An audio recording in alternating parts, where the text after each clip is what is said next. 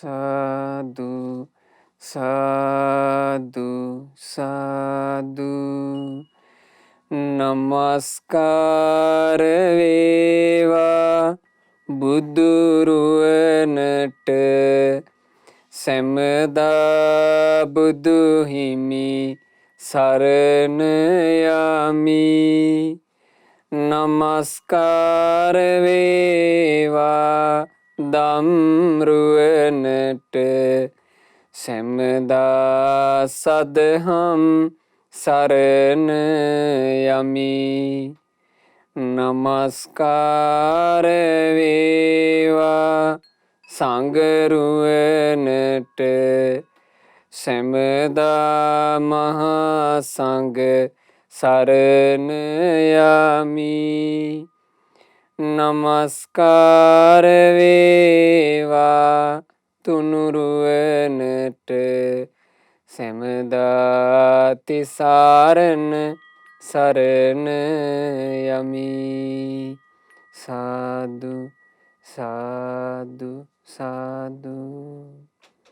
අප හැම දෙනාගේ කල්යාණ මිත්‍ර ගුරු දේවෝත්තම පරම පූජනීය පින්වත් ලොකු ස්වාමින් වහන්සේට අපගේ වන්දනාව වේවා. සාදු සාදු සාදු.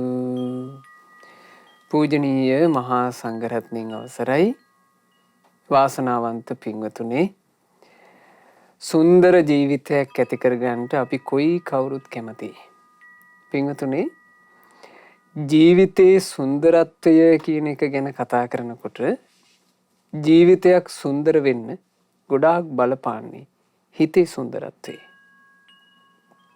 හිත සුන්දර නම් හිතේ තියෙන හිතුවිලි ලස්සනයි නම් හිතන පතන දේ සොඳුරු දේවල් නම් ඒ ජීවිතය ඇත්තටම සුන්දරයි. බාහිර කොච්චර ලස්සන දේවල් තිබුණත්, බාහිර කොච්චර වටින දේවල් තිබුණත්, හිත ඇතුලේ සුන්දර දේවල් නැත්තම් ඒ ජීවිතේ සුන්දර නෑ. ඒ නිසා ජීවිතයක සුන්දරත්වය කියන එකට ගොඩාක් බලපානවා හිත සුන්දර කර ගැනීම, හිත ලස්සන කර ගැනීම, හිත හදා ගැනීම. හැබැයි හිත හදා ගන්නවා කියලා කියන්නේ ලේසි වැඩක් නෙමෙයි. හිත කියන්නේ හරි මායාකාරී එකක්. එක එක වෙස් අරගෙන මේ මිනිස්යාව අයහපතටමයි ඇදලා දාන්නේ බොහෝ දුරට මේ හිත. ඒ නිසා හිත සුන්දර කරගන්න වැඩපිළිවෙලේදී අපි ගොඩක් දරදඬු වෙන්න ඕන. සාමාන්‍යයෙන් දරදඬුකම කියලා කියන්නේ ජීවිතේට හොඳ නැති එකක් නේ. අපි දරුවන්ට එහෙම අවවාද කරනවනේ නේ, දරදඬු වෙන්න එපා, ওই විදිහට කටයුතු කරන්න එපා කියලා. අපි ඔබට අද කියනවා දරදඬු වෙන්න කියලා. ඒ කොමකටද දරදඬු විය යුත්තේ? යහපතට. යහපත කිරීම සම්බන්ධයෙන් දරදඬු වෙන්න.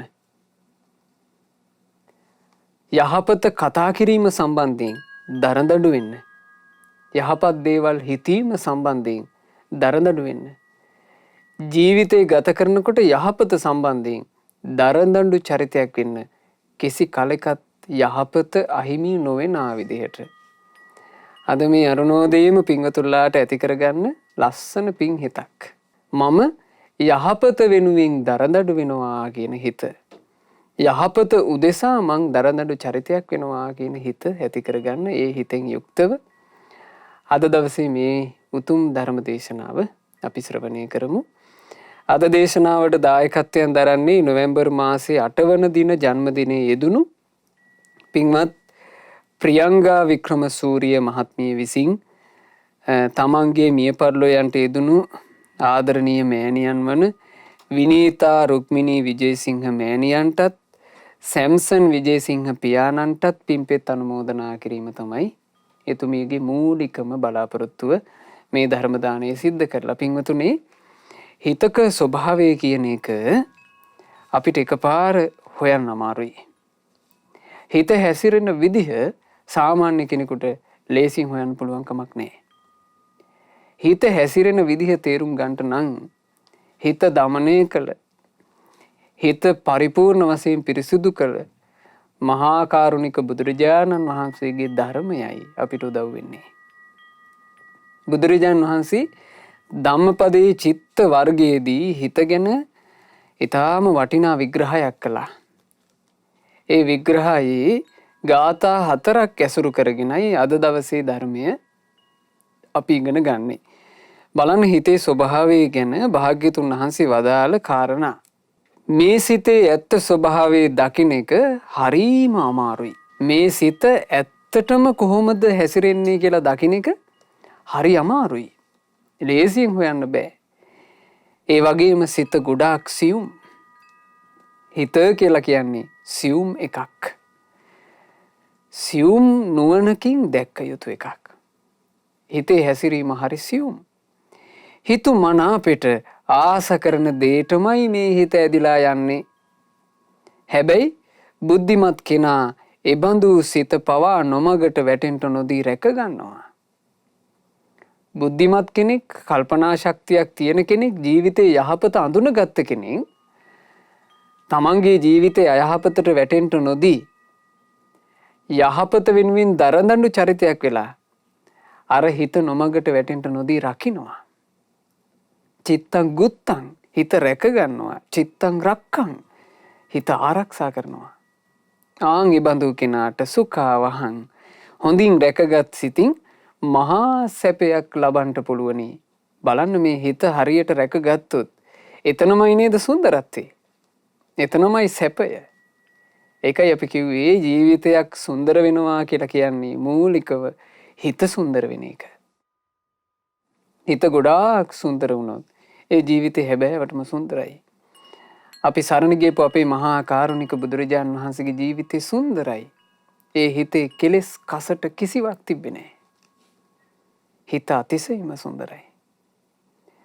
සාරිපුත්ත මහරහතන් වහන්සේ, මහා මොග්ගල්ලාන මහරහතන් වහන්සේ, මහා කස්සප මහරහතන් වහන්සේ, ඒ අරහත් උත්තමයන් වහන්සේලාගේ ජීවිතේ අතිශයින්ම සුන්දරයි. ඇයි?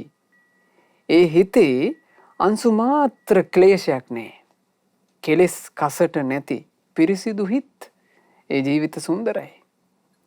ඒ නිසා පින්වතුනි හිතයි රකින්න ඕනේ. හිතයි ආරක්ෂා කරන්න ඕනේ. හිත රැක්කොත්, හිත ආරක්ෂා කරොත් ජීවිතේට සැප ලැබෙනවා. හැබැයි මේ හිත ගැන මෙහෙම තේරුම් ගන්න ඕනේ. දුරං ගමන්, මෙයාට දුර ගමන් තියෙනවා. ඒක චරං, තනියම මෙයා යන්නේ. අසරීරං, හිත කියන එකට සිරුරක් නැහැ. ගුහාසයන්, හැබැයි ශරීර කූඩුව නම් වූ ගුහාවේ තමයි මෙයා රිංගගෙන වාසය කරන්නේ. ඒ චිත්තං සංයමෙස්සන්ති, මෙබඳු සිත කෙනෙක් දමනය කරනවා නම් මොක්ඛන්ති මාර බන්ධනා, එයා මාරයාගේ ගැටෙන් නිදහස්. බලන්න බුදුරජාණන් වහන්සේ වදාළ අර්ථ. මේ තනිව හැසිරෙන දුරගමන් තියෙන සිරුරක් නොමැති සිත කෙනෙක් දමනය කරගත්තොත් එයාට මාරයාගේ ගැටෙන් නිදහස් වෙන්න පුළුවන්. එබඳු කෙනා කොයි වගේ සිතක්ද හදාගත යුත්තේ? ධර්මයේ හැසිරෙන අදහස තුල කෙනෙකුගේ හිත ස්ථිරව පිහිටලා නැත්නම්, ධර්මයේ හැසිරෙන්න ඕන කියලා හිත ස්ථිරව පිහිටගෙන නැත්නම්, ඒ කිව්වේ මොකද්ද?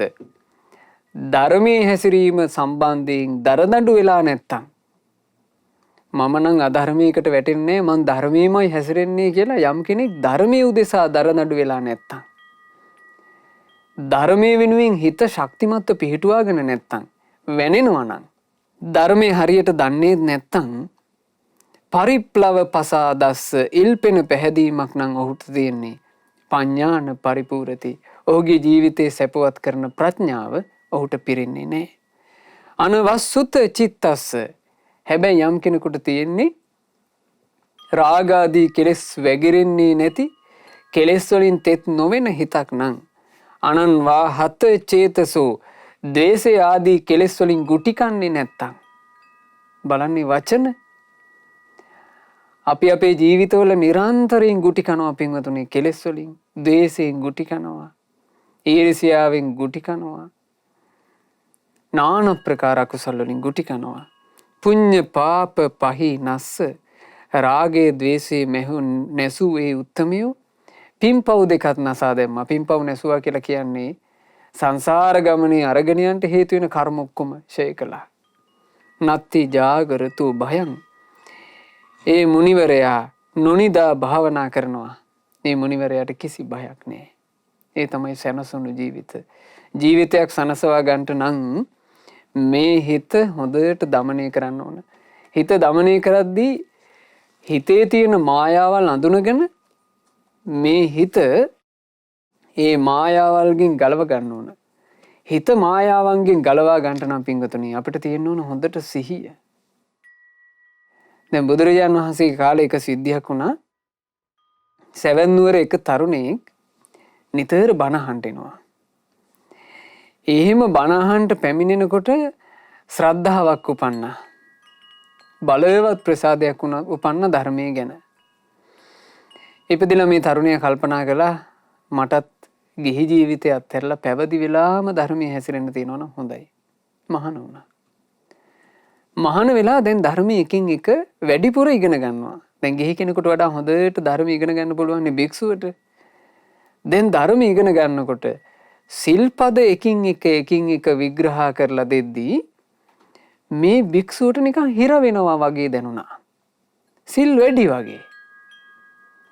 සිල්පද නිකන් වැඩි වගේ කියලා මෙයාට හිතක් එනවා.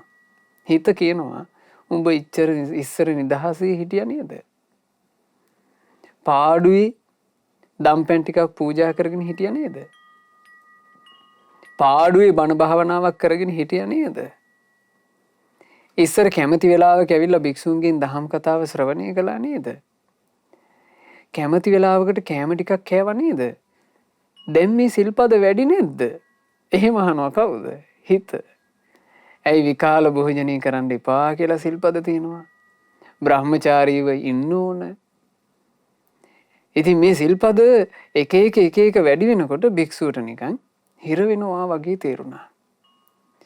අවසානයේ මේ භික්ෂුව කල්පනා කළා සිවුරු අරින්න ඕන කියලා. බුදුරජාණන් වහන්සේගේ ළඟට ගිහිල්ලා භාග්‍යතුන් වහන්සේට කියනවා ස්වාමීනි මම කල්පනා කළා සිවුරු ඇරලා ආයේ ගිහි වෙන්න. ස්වාමීනි ගිහි වෙලා දානයක් මානයක් පූජා කරගෙන ඔය බණ ටිකක් අහගෙන මම පන්සිල් ටික රැකගෙන ඉන්නවා කිව්වා. එතකොට මෙයා මේ කියන්නේ මේ භික්ෂුව කියන්නේ මේ භික්ෂුවගේ හිත කියපු දෙන්නේ. බලන්න මේ හිත විසින් මවලා දෙන හැටි. උඹට මේක අමාරුයි. උඹ නිකන් හිර වෙලා වගේ. අපි වුණත් භාවනා කරන්න යනකොට මේ හිත එක එක මායාවල් දාන්නේ නැද්ද? සමහර කෙනෙක් පිරිත් කියන්න පටන් ගන්නවා. ආසාවෙන් පිරිත් කියන්න පටන් ගන්නකොට ඔන්න යාට ඔළුවේ කැක්කුමක් හැදෙනවා. ඔළුවේ කැක්කුම හැදිච්ච ගමන් හිත කියනවා උඹ පිරිත් කියන්න ගත්ත දවසේ ඉඳලා නේද ඔළුවේ කැක්කුම? ඕන ඊට පස්සේ අපෙන් ප්‍රශ්න අහනවා ස්වාමීන් වහන්සේ පිරිත් කියන දවසේ ඉඳලා මට ඔළුවේ කැක්කුම. මොකද්ද දන්නේ නේ කියලා ප්‍රශ්න අහනවා. එතකොට මේ හිත කියපුවා. හිත තමයි ගානට කරකලා දෙන්නේ. පොඩ්ඩක් කොන්ද කෙලින් කරලා භාවනා කරන්න මහන්සි වෙනකොට ඔන්න පිටකොන්ද රිදෙන්න ගන්නවා. හිත කියනවා උඹ පිටකොන්ද රිදි භාවනා කරොත් කොන්දේ අමාරු හැදෙයි. ආයෙ හොද කරන්න බැරි වෙයි. එතකොට ඔන්න බය වෙනවා. ඊට පස්සේ කියනවා අනේ මට භාවනා කරගන්න බෑනේ කොන්ද රිදෙනවනේ. දනහිස චුට්ටක් රිදෙනකොට හිත කියනවා ඔය විදිහට දනහිස රිදි භාවනා කළොත් නම් දනිස් අමාරු හැදෙයි නැගිට ගන්න බැරි වෙයි. ඊට පස්සේ ඔන්න අනිත් අයට කියනවා මං හොඳට භාවනා කරන් හිටියා. දැන් දනිස් රිදෙනවා. මට දැන් භාවනා බෑ. බලන්න හිත ගහන පදේට අපි නටලා. ඒ නිසා මේ හිතේ ස්වභාවය අල්ලන එක නම් ලේසි නෑ. බුදුරජාණන් වහන්සේ ළඟට ගිහිල්ලා අර භික්ෂුව කියනවා ස්වාමීනි මං කල්පනා කළේ ගිහි වෙන්න. බුදුරජාණන් වහන්සේ වදාළා ඇයි භික්ෂුව ඔහොම කල්පනා කරන්නේ? භික්ෂුව ස්වාක්ඛාත වූ සම්බුද්ධ ශාසනයේ මේ සොඳුරු සද්ධර්මයේ ඇහෙද්දීත් දහම් ගොහසාව පැතිරෙද්දීත් මොකද්ද භික්ෂුව මේ කල්පනා කරපු විදිහ? භික්ෂුව හිතේ ස්වභාවය දකින්න එක ලේසියෙන් කරන්න පුළුවන් එකක් නෙවෙයි. හිතේ නීවරණ පවතින විදිහ හඳුන ගන්නවා කියන එක ලේසියෙන් කරන්න පුළුවන් එකක් නෙමෙයි. හිත නීවරණ වලට ඇදිලා යන්නේ පින්වතුනි රවට්ටගෙන. කාම ඡන්දයට ඇදිලා යන්නේ රවට්ටගෙන. දැන් බලන්න මේ භික්ෂුවට හිත කිව්වේ ආයෙම ගිහි වෙලා පින් කරන් ඉමු කියනවා. කාමයට ඇදෙන හිත. කම්සැප විඳින්න ආසා කරන හිත Tamanට අදහස දෙන්නේ කොහොමද? සිවුරු ඇරලා පින් කරන් ඉමු. එහෙම කියන්නේ. කේන්ති ගියාට පස්සේ ව්‍යාපාදයට ඇදෙන හිත කොහොමද මේ අපිට අදහස් දෙන්නේ? ඕනවට වඩා ඉවසුවොත් නිවටේ කියලා හිතයි. ඉවසන්ට එපා. කියන්න තියෙන දේ මූණට දමලා ගැහුවා වගේ කියන එක තමයි ඍජුකම. ඒ නිසා ගිහින් කියාපන්. මේ හිත කියන කතා. බලනකොට තියෙන්නේ මොකද්ද? නීවරණේ. ඒ නිසා මේ නීවරණ වලින් බැටකන හිත නීවරණ නිසා අකුසල් වලටම ඇදෙන හිත ලේසියෙන් හඳුනා ගන්න බෑ. හැබැයි යම් කෙනෙක් ධර්මයේ තුරට හොඳට පැමිණිලා ධර්මයේම විශ්වාස කරගෙන ධර්මයේ කෙරෙහි හිත දැඩිව පිහිටුවාගෙන ඉන්නවා නම් ආන් ඒ කෙනාට මේ හිතේ හැසිරීම හිතේ ස්වභාවය දැක ගන්න පුළුවන්. ඊළඟට කල්යාණ මිත්‍රයෝ ඇසුරු කරන කෙනාට හිතේ ස්වභාවය ලේසියෙන් දකින්න පුළුවන්. නිතර ධර්මය අහන කෙනාට හිතේ ස්වභාවය ලේසියෙන් දකින්න පුළුවන්. බුදුරජාන් වහන්සේ අන්න ඒ වෙලාවේ තමයි පින්වතුනි ධම්මපදයේ චිත්ත වර්ගයේ 4 වෙනි ගාථා රත්නය දේශනා කොට වදාළේ. ඒ ගාථා රත්නේ දැන් පින්වතුන්ලාට තිරේ දර්ශනීය වේවි. අපි පින්වතුනි මිහිරට මහා කාරුණිකයන් වහන්සේ වදාළ මේ ගාථා සජ්ජායනා කරමු. සුදුද්ද සංසුනි පුනං යත්තකාම නිපාතිනං චිත්තං රක්ඛේත මේධාවී චිත්තං ගුත්තං සුඛවහං හඳුනාගෙනුම මේ සිත පහසුවෙන් කළ නොහැකිය සියුම් ලෙස හැසිරෙන සිත ඇලෙයි මේ සිත ආස දෙයටම නැනවතා මේ සිත දැන හොඳින් රැකගත යුතුයමය හොඳින් රැකගත් සිත මහත් සැපයකි ලබා දෙන්නේ. හොඳට හිත රැකගත්තොත් හිත රැකගත්ත කෙනාට සැප ලැබෙනවා. ඒකේ තව අදහසක් තියෙනවා. හිත රැකගන්න බැරි වුණොත් අහිමි වෙන්නේ මොකද්ද? සැප අහිමි වෙනවා. ජීවිතේ සැප අහිමි වෙනවා හිත රැකගන්න බැරුව ගියොත්. හොඳට හිත රැක්කොත් එයාට සැප ලැබෙනවා. ඒ හින්දා වින්තුනේ හිත රකින්න උත්සාහවත් වෙන්න ඕන. හිත රැක්කොත් තව 5 දෙනෙක්ව රැකගත්තා. ඒ රැකගත්ත 5 දෙනා කවුද? ඇස රැක්කා. කන රැක්කා. නාසය රැක්කා. දිව රැක්කා. කය රැක්කා. මේ හිත රැකගත්තොත්. දවසක් භාග්‍යතුන් වහන්සේගෙන් අහනවා ස්වාමීනි ඇස කන නාසය දිව කය කියන මේ පහට තියෙන රැකවරණය පිහිට මොකද්ද? බුදුරජාන් වහන්සේ වදාලා මේ පහට තියෙන රැකවරණය සිතයි. එතකොට ඇහුවා ස්වාමීනි සිතට තියෙන රැකවරණය කුමක්ද? බුදුරජාන් වහන්සේ වදාලා සිතට තියෙන රැකවරණය සිහියයි. එහෙනම් හොඳට සිහිය උපදවාගෙන හිත කියන එක රැක්කොත් අර 5 දෙනාවත් රැකගත්තා. ඒ හින්දා වින්තුනේ හිත රැකගන්න උත්සාහවත් වෙන්න ඕනේ. හිත රකින්නේ කුමකින්ද? හිත රකින්නේ සිහියෙන්. සිහිය උපදවා ගන්නේ කොහොමද? සිහිය උපදවා ගන්න තියෙන්නේ ධර්ම ඉගෙනගෙන. ධර්මයේ හොඳට ඉගෙන ගන්නකොට හොඳ සිහියක් පිහිටනවා. ධර්මයේ නිතර මෙනෙහි කරනකොට හොඳට සිහිය පිහිටනවා. ධර්ම මානසිකාරයෙන් හැමතිස්සෙම ජීවත් වෙන්න මහන්සි ගන්නකොට හොඳට සිහිය පිහිටනවා. ඒ නිසා මේ හැම දෙයකටම පින්වතුනි ජීවිතේ ප්‍රධාන වෙන්නේ ධර්මය.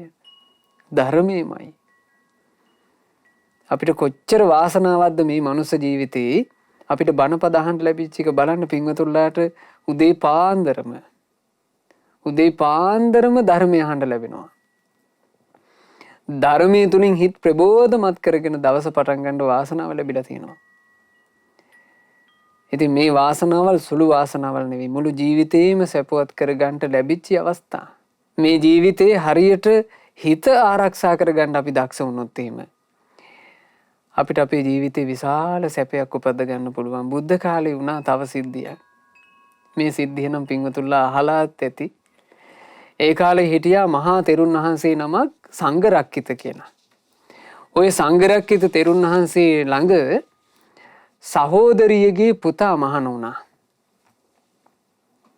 ඒ සහෝදරියගේ පුතාට නම වැටුණා භාගිනීය සංඝරක්කිත. ওই භාගිනීය සංඝරක්කිත කියන ඒ භික්ෂුව හරීම ගුණ යහපත් භික්ෂුවක්. ධර්ම ඉගෙන ගන්න දුර ඈතකට මේ භික්ෂුව වැඩම කළා. ඒ වැඩම කරලා ධර්මයේ ඉගෙනගෙන හොඳට දහම් දැනුම හදාගෙන ඒ කාලේ ධර්මය ඉගෙන ගන්න ඉතින් කටපාඩමින් මතක තියාගන්න ඉපැයි. ආචාර්යයන් වහන්සේ නමක් ළඟ හොඳට ධර්මයේ මතක තියාගත්තා. ධර්මයේ මතක තියාගෙන මේ කටයුතු ඉවර වෙලා දැන් මේ භික්ෂුව යලි වැඩම කරනවා. වැඩම කරද්දී තමන්ගේ මව්ගේ නිවසටත් ගියා. අම්මාගේ නිවසට ගියාට පස්සේ අම්මා හොඳ සිවුරක් පූජා කළා. අනේ එතකොට හරි සතුටුයි. මේ සිවුර අතට ගත්ත ගමන් මතක් වුණේ ගුරුදේවයන් වහන්සේව. ගුරුදේවයන් කියලා කියන්නේ සංඝරක්කිත මහතෙරුන් වහන්සේව මතක් වුණා. කල්පනා කළා මේ සිවුර මං දැන් අරගෙන ගියාන් පස්සේ කාලයකට පස්සේ ගුරුදේවයන් දකින්න යන ගමනනේ. ගුරුදේවයන් ගොඩාක් සතුටුයි. ආනේ අපේ සංඝරක්කිත මට සිවුරකුත් අරගෙන ඇවිල්ලා කියලා සතුටු වෙයි. එහෙම හිතාගෙන භාගිනීය සංඝරක්කිත තෙරුන් වහන්සේ මේ භික්ෂුන් වහන්සේ වැඩම කළා. ආචාර්යයන් වහන්සේ කියන්නේ පින්වතුනි රහතන් වහන්සේ නමක්. ඒ සංඝරක්කිත කියලා කිව්වේ මහ රහතන් වහන්සේ නම. හිත දකින්නත් පුළුවන්. ඉතින් මේ මහ රහතන් වහන්සේ ළඟට මේ භික්ෂුව සිවුර අරගෙන ගිහින්ලා තමන්ගේ සිවුර ආචාර්යයන් වහන්සේට පූජා කළා. ඒ පූජා කරනකොට ආචාර්යයන් වහන්සේ විශේෂයක් දැක්ුවේ නෑ. උන් ඔය හොයින් තියන්න කිව්වා. එතකොට අර භික්ෂුවට දුක හිතුණා. දුක හිතිලා දැන් මේකමයි කල්පනාව. හිත ඒක ඔස්සේම දුවනවා. මං මේ නැති ටික කාලේ මං ධර්ම ඉගෙන ගන්නට වෙනම හිටපු ටික කාලේ මගේ ආචාර්යන් වහන්සේගේ හිත මං ගැන බින්දිලාද කොහෙද? උන්වහන්සේට මාව දැන් එච්චර රුස්සන්නේ නෑ වගේ. මං ගිනාපු සිවුරත් ගණනකටවත් ගත්තේ නෑ. දැන් ඉතින් ආචාර්යන් වහන්සේට මාව එපා වෙලානේ. බලන්න මේ හිතක ගොඩනගෙන හිතවිලි. දැන් ආචාර්යන් වහන්සේට මාව එපා වෙලානේ. ආචාර්යන් වහන්සේට මාව එපා වෙලා නම් මට මේ සිවුර ඉඳලා වැඩක් නෑ. මං සිවුරු අරිනවා. දැන් ඔන්න හිතනවා. හිතද්දී රහතන් වහන්සේ හිත දැක්කා. දැකලා කල්පනා කළා මේ භික්ෂුවට හිතට වේදනාව හටගත්තා. හිත සන්තෝෂ කරන්න ඕන කියලා කතා කළා. සංඝරක්කිත මට පොඩ්ඩක් දාඩියයි වගේ. ඔය වටාපත අරගෙන පොඩ්ඩක් මට පවන් සලන්න කිව්වා. එතකොට භාගිනීය සංඝරක්කිත භික්ෂුව හිතේ වේදනාවෙන් වටාපතත් අරගෙන ආචාර්යන් වහන්සේගේ පිටිපස්සට වෙලා දැන් වටාත්තින් පවන් සලනවා. පවන් සලන ගමන් හිත තනියම කොහේදෝ යනවා. දූරංගමන් දුර යනවා. ඒ ගියපු දුර මේක. දැන් මේ භික්ෂුව හිතනවා මං සිවුරු අරිනවා. සිවුරු ඇරලා මං ගෙදර යනවා. ගෙදර ගිහිල්ලා මං මගේම කියලා පොඩිවට ඉඩම් කැල්ලක් අරගන්නවා. ඒකේ පොඩිවට පැලකුත් හදා ගන්නවා. මං ගොවිතැන් කරන්න පටන් ගන්නවා. ගොවිතැන් පටන්ගෙන මං කරගෙන යනකොට මගේ ගොවිතැන සරුසාර වෙනවා. දැන් මේ හිතින් මවන එක. මගේ ගොවිතැන සරුසාර වෙලා මට ගොඩාක් ධනෙ ලැබෙනවා. ලැබෙන ධනෙන් මං ගේ ලොකුවට හදනවා. ගේ ලොකුවට හදාගත්තාට පස්සේ මං තව ලොකු ගෙදරකින් හොඳට මගුලක් කරගන්නවා. එතකොට මගේ බිරිඳට ටික කාලෙකින් දරු පැටියකුත් ලැබෙනවා. දරු පැටියා ලැබුණාට පස්සේ මං මගේ බිරිඳත් එක්කම මගේම සල්ලි වලින් සිවුරක් අරගෙන ආචාර්යන් වහන්සේ බලන්ට එනවා. බලන්න හිත ගියපු දුර දැන් මේ පවන් සලසලා ඉද්දී විවාහ වෙලත් ඉවරයි.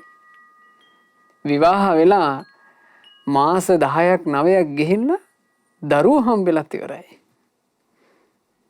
බිරිඳත් එක්ක දරුවා අරගෙන එනවා. ඒ එද්දී අපි ඉතින් කරත්තයක් අරගෙන ඉන්න එපයි දුර ගෙවාගෙන. ඒ ඇවිල්ලා කරත්තෙන් බහින වෙලාවේ බිරිඳගේ අතින් බැරි වෙලාවක් දරුවා වැටුනොත් එහෙම මම මේ ආචාර්යන් වහන්සේ ඉන්නවා කියලා බලන්නේ බිරිඳට ගහනවා පාරක් කියලා අර වටාත් උස්සලා ගැහුවා ආචාර්යන් වහන්සේට. බිරිඳට තඩි බානවා කියලා හිතාගෙන කාටද ගැහුවේ? ආචාර්යන් වහන්සේට. රහතන් වහන්සේ හිනහා වෙලා කිව්වා හනේ සංඝරක්කිත තමුන්නේ බිරිඳට තඩි බානවා කියලා හිතාගෙන අපිට නොවෑ ගැහුවේ. අපි කුටි කණ්ඩ එපැයි කිව්වා. එතකොට භාගිනීය සංඝරක්කිත තෙරුන් වහන්සේට ලැජ්ජාවක් හටගත්තා. දුවන්ට සූදානම් වුණා. අනිත් භික්ෂුන් වහන්සේලා ඉක්මනට අල්ලගත්තා. බුදුරජාණන් වහන්සේ ළඟට ඒ භාගිනීය සංඝරක්කිත කියන ස්වාමීන් වහන්සේව එකතු කරගෙන යනවා. බලන්න පින්වතුනි මේ භාගිනීය සංඝරක්කිත කියලා කියන්නේ අරහත්ත්වයට පත් වෙන්න පින් තිබ්බ මහා පින්වන්තයෙක්. මේ කතා පුවත් අවසානයේ ඒ උත්තමයා අරහත්ත්වයට පත් වෙනවා. නමුත් බලන්න හිතක සෙල්ලම මෙහි මේවා අපට උනත් වෙන්නේ නැද්ද? අපි තනි පංගලමේ ඉන්න අවස්ථාවල මේ හිත කොච්චර දුර යනවද? ඒ තමයි හිතේ ස්වභාවය. මෙහෙම හැසිරෙන හිතක් කෙනෙක් দমনය කරගන්න දක්ෂ වුණොත් ඒ කෙනාට මායාවේ ගැටෙන් නිදහස් වෙලා සංසාර දුකින් අත මිදෙන්න පුළුවන්කම ලැබෙනවා. ඒ නිසා හිත দমনය කිරීමමයි යහපති. බුදුරජාණන් වහන්සේ ඒ වෙලාවේ මේන්න මේ ගාථාව වදාලා. දුරංගමං ඒක චරං අසරීරං ගුහාසයං යේ චිත්තං සංයමිස්සන්ති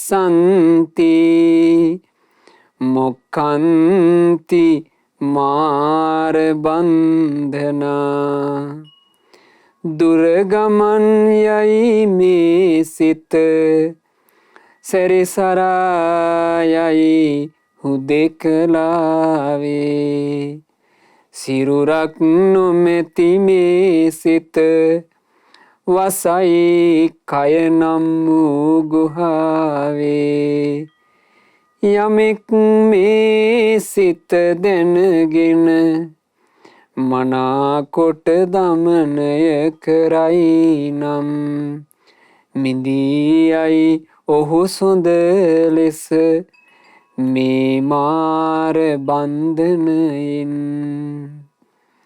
හිත හරියට අඳුනා ගන්න බැරිවීම නිසා තමයි අපි හැමෝම තාම මේ මාර බන්ධනේ ගැට ගැහිලා ඉන්නේ.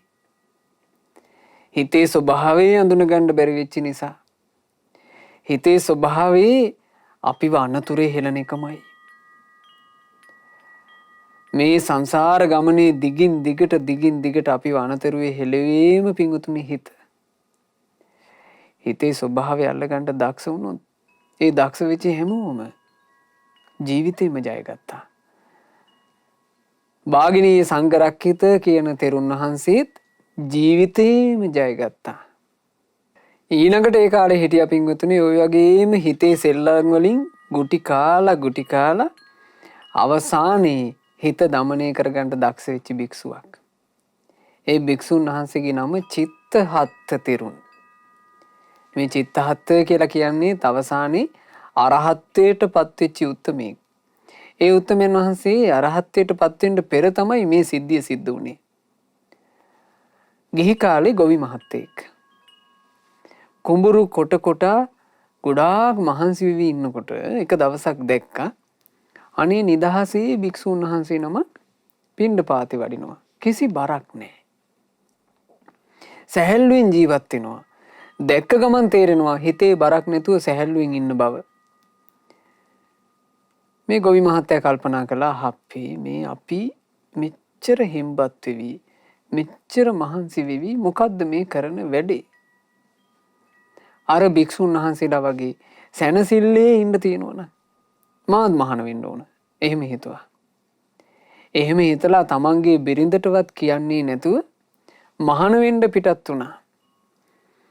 පිටත් වෙලා යන ගමන් දැන් කුඹුර කොටපු උදළු කෙටිය තියෙනවනේ. උදළු කෙටිය අතට අරගෙන කල්පනා කළා මේ උදැල්ල මේක මට ප්‍රයෝජනයක් වෙන්නත් පුළුවන්. කෝකටත් මේ උදැල්ල හංගලා යන්න ඕන කාටවත් පේන්නේ නැති වෙන විදිහට. උදැල්ල හංගුවා එක පඳුරක් අස්සේ. ගියා විහාරයට මහාන වෙන්න. දැන් පැවිදි වුණා. පැවිදි වුණාට පස්සේ සනීපයි. ඊතා සුවසේ වාසය කරන්න පුළුවන්. හොඳට නිදහසේ බණ භාවනා කරගන්න පුළුවන්. සාමාන්‍ය භික්ෂුන් වහන්සේලාත් එක්ක එකට ඉන්නකොට ගිහියන්ගේ කතා නෙවෙයි ඇහෙන්නේ. ධර්ම කතාව ජීවිතය ගැන. හරි සුන්දරයි ජීවිතේ. හැබැයි ටික දවසක් ගත වෙනකොට ඕන්න මතක් වෙන්න ගත්තා උදළු කෙටිය. උදැල්ල මතක් වෙනවා අසවල් තැන තියලා ආවේ. පරිස්සමට තියනවාද දන්නේ නැහැ. මගේ උදැල්ල ඕන්න මතක් වුණා. දැන් භාවනාවට ඇස් පියාගත්ත ගමන් උදැල්ල මෙවිලා පේනවා. උදැල්ල මෙවිල්ල ටික තමන්ගේ බිරිඳ මෙවී පේන ගානට ආවා. දැන් මතක් වෙනවා බිරිඳව.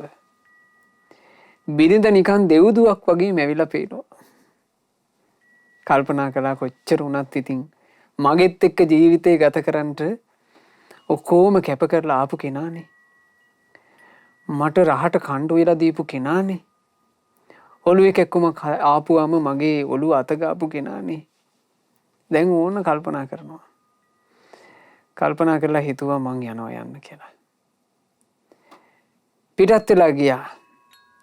සිවුර කොහේ හරි තැනක දාලා දැන් ගිහි ඇඳුම් ඇඳගෙන පිටත් වුණා. පිටත් වෙලා යනකොට පඳුර අස්සේ තියෙනවා උදළු කෙටිය. උදළු කෙටිය ගත්තා. උදැල්ලත් අරගෙන ගෙදර ගියා.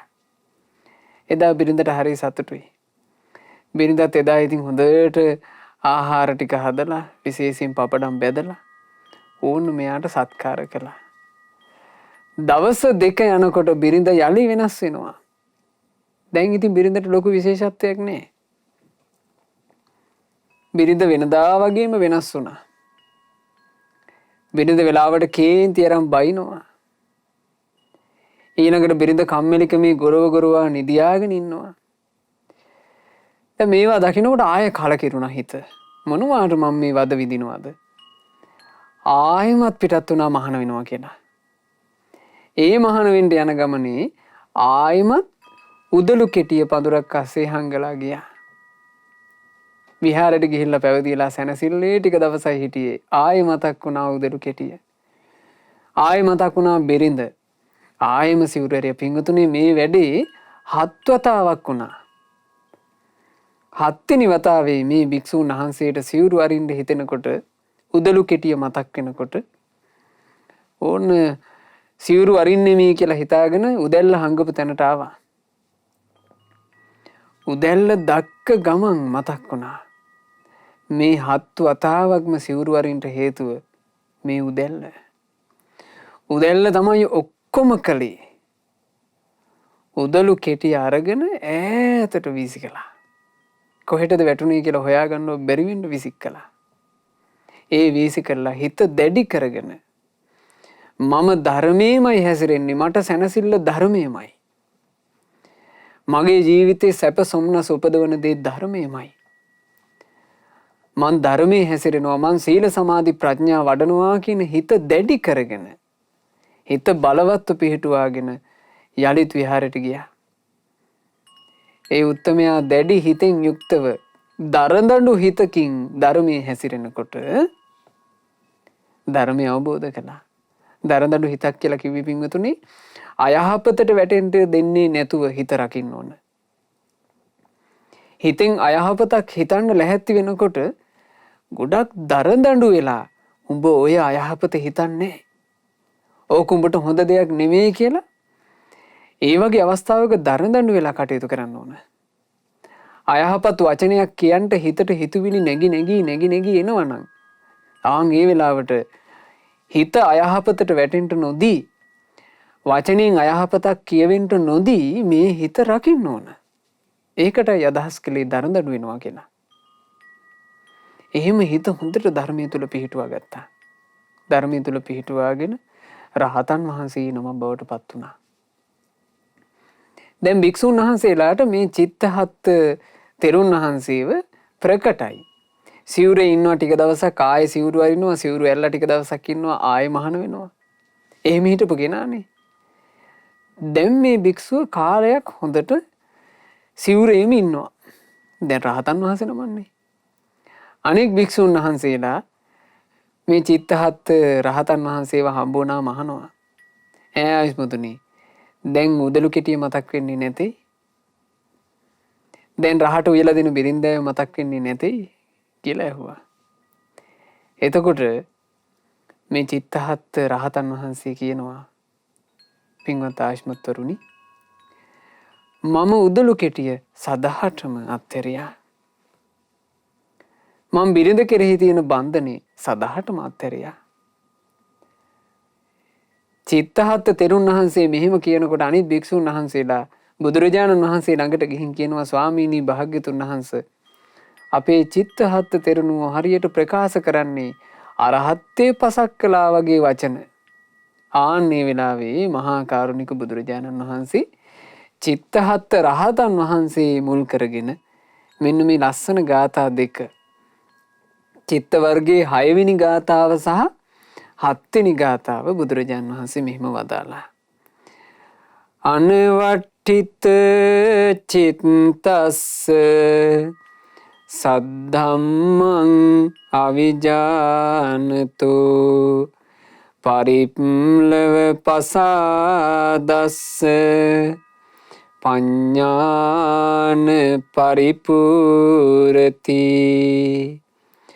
සසරින් නිතර වීමට නොපිහිටන විට මේ සිත ඒ උතුම් සිරි සදහම් තේරුම් නොගෙන සිටි විට කිසි අරුතක් නොමැතිව වහා පැහැදෙන සිතක් ඇති විට ඔහු තුල කිසි දිනක නැත නුවණ දියුණු වන්නේ.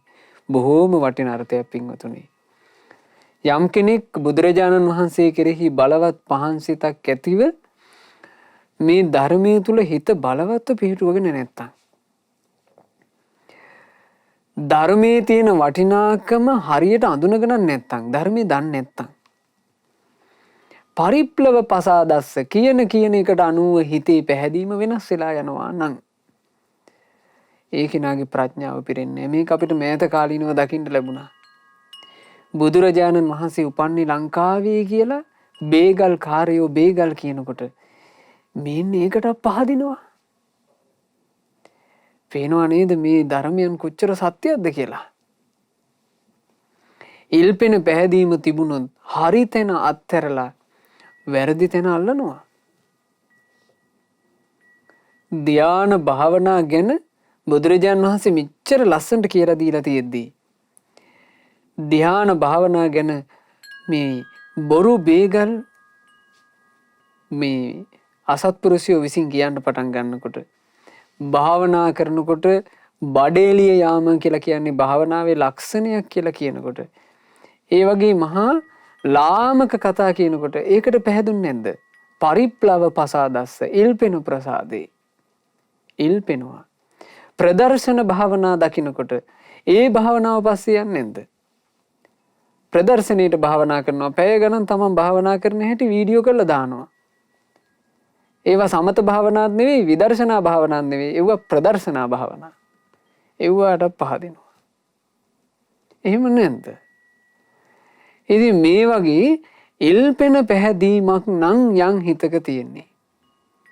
ඉල්පෙන පැහැදීම තියෙන කෙනාට ප්‍රඥාව පිරෙන්නේ නැත. ප්‍රඥාව පිරෙන්න නම් හොඳට ධර්මයේ තුල හිත පිහිටුවාගෙන ඉන්න ඕන. බුදුරජාණන් වහන්සේ අර්ථය වදාළේ මෙහෙම.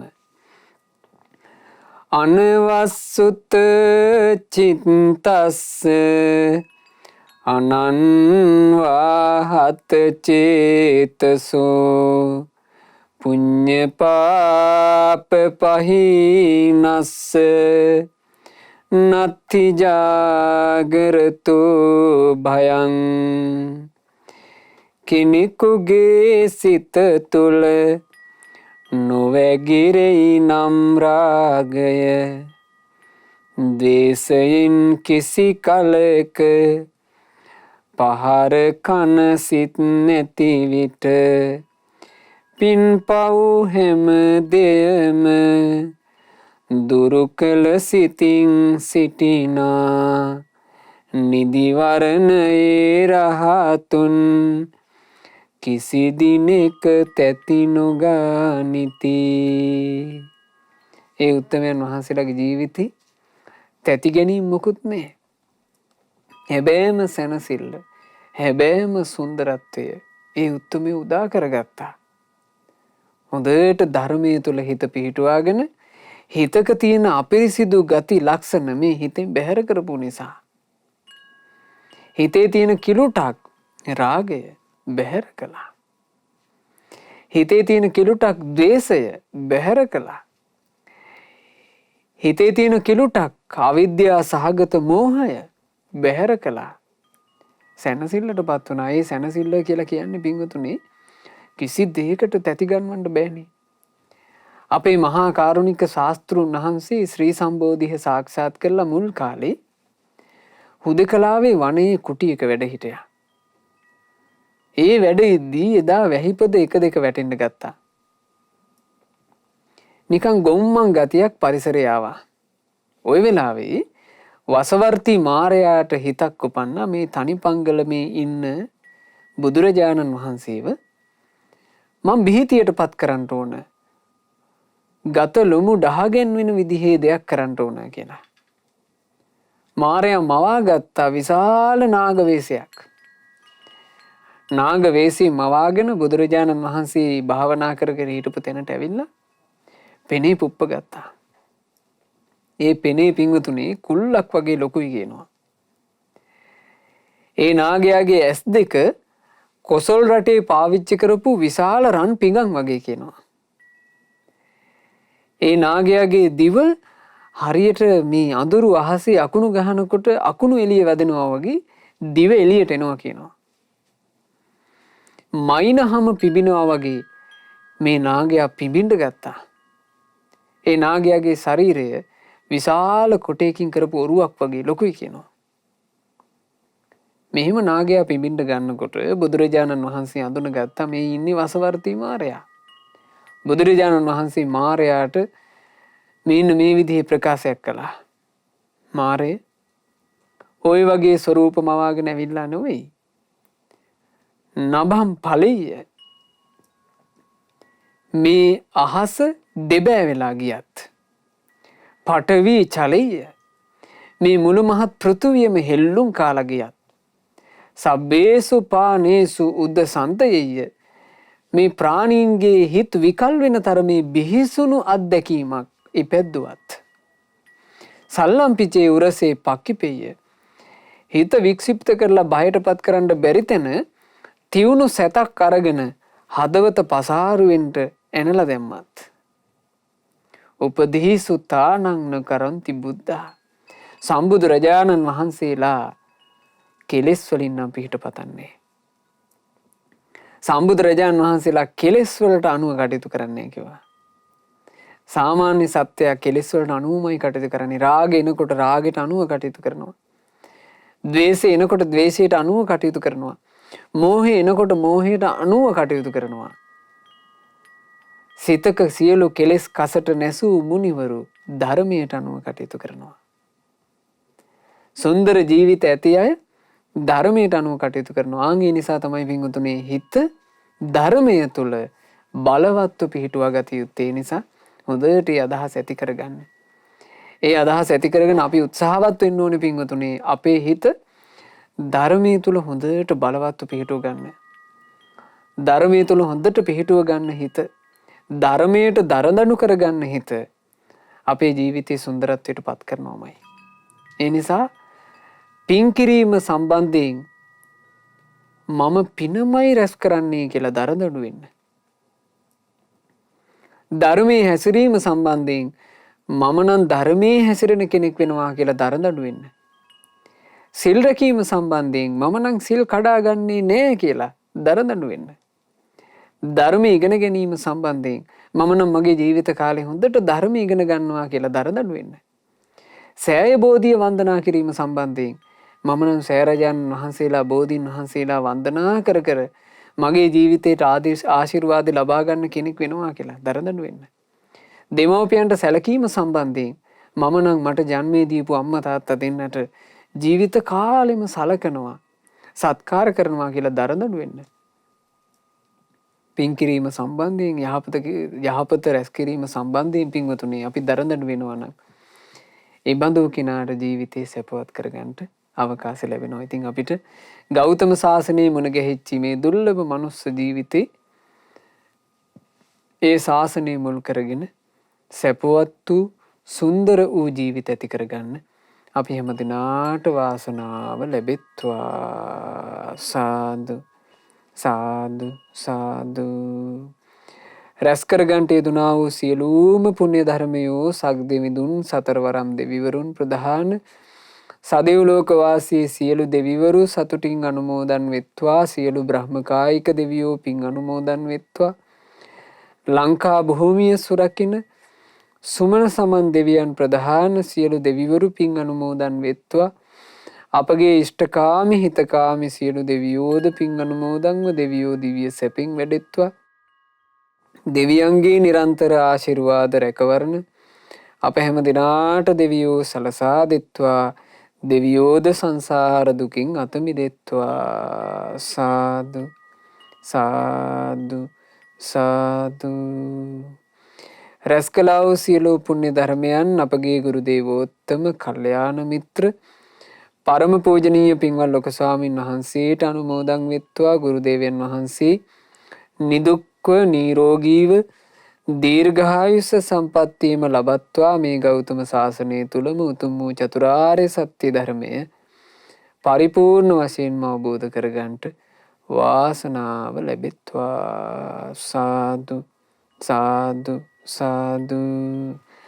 අද දවසේ උතුම් ධර්ම දානමය පින්කම සිදු කරන පින්වත් ප්‍රියංගා වික්‍රමසූරිය මහත්මියගේ නමින් මිය පරලෝ යන්ට යෙදුනා වූ විනීතා රුක්මිනී විජේසිංහ මෑණියන්ටත් සැම්සන් විජේසිංහ පියාණන්ටත් මේ සියලුම පින් අනුමෝදන් වෙලා ඒ දෙමාපියන්ගේ පරලෝ ජීවිත සැපයෙන් සැපයටම පත්වෙත්වා. තමන්ගේ නමින් මිය ගියා වූ සියලු ඥාතීන්ට හිත මිත්‍රාදීන්ට පින් අනුමෝදන්ව ඒ ඥාතීන්ගේ පරලොව සැපයටපත් වී ඊතා ඉක්මන් භවයකදීම මේ ඥාතීන් සියලු දෙනාට සසර දුකින් නිදහස් වෙන්න වාසනාව ලැබෙත්වා කියන අදහසින් පින් අනුමෝදනා සිදු කරන්න. ධර්ම දානයේ සිදු කරපු නොවැම්බර් මාසයේ 8 වන දින ජන්මදිනයේ යෙදුණු පින්වත් ප්‍රියංගා වික්‍රමසූරිය මහත්මියටත් එතුමියගේ ආදරණීය ස්වාමි පුරුෂයාටත් දූ දරුවන්ටත් සහෝදර සහෝදරියන් සියලු දෙනාටත් ඒ සහෝදර සහෝදරියන්ගේ දූ දරුවන් සියලු දෙනාටත් ඥාති හිත මිත්‍රාදීන් සෑම සියලු දෙනාටත් සියලු පුණ්‍ය ධර්මයන්ගේ ආශිර්වාදය නොඅඩුවම සැලසෙත්වා. රත්නත්‍රයේ ආශිර්වාදයේ සියලු දෙවි දේවතාවුන් වහන්සේලාගේ ආශිර්වාදය ලැබී පින්වතුන්ලාගේ ජීවිතවල රැකී ආරක්ෂා ආදී සියලු කටයුතු දූ දරුවන්ගේ මුණුපුරු මිනිපිරියන්ගේ අධ්‍යාපන කටයුතු ආදී මේ සියලු දේ ਸਰව ප්‍රකාරයෙන්ම සාර්ථක කරගන්නට ලැබෙත්වා. ධර්ම දානය සිදු කරපු පින්වත් ඔබටත් ශ්‍රද්ධා මාසික ධර්ම දාන සමාජික පින්වතුන්ලා සියලු දෙනාටත් ශ්‍රද්ධා රූපවාහිනී කාර්ය මණ්ඩලයේ සියලු දෙනාටත් ඒ වගේම ධර්මයේ ශ්‍රවණය කළා වූ සදහැවත් සියලු දෙනාට තෙරුවන් සරණින් සියලු දෙවි රැකවරණින් සියලු යහපත උදා වේවා. කල්යාණ මිත්‍ර ඇසුරේ තවදුරටත් සුවසේම ගුණදහම් දියුණු කරගන්නට ලැබේවා. සුවසේම පින් රැස් කරගන්නට අවකාශ සැදේවා.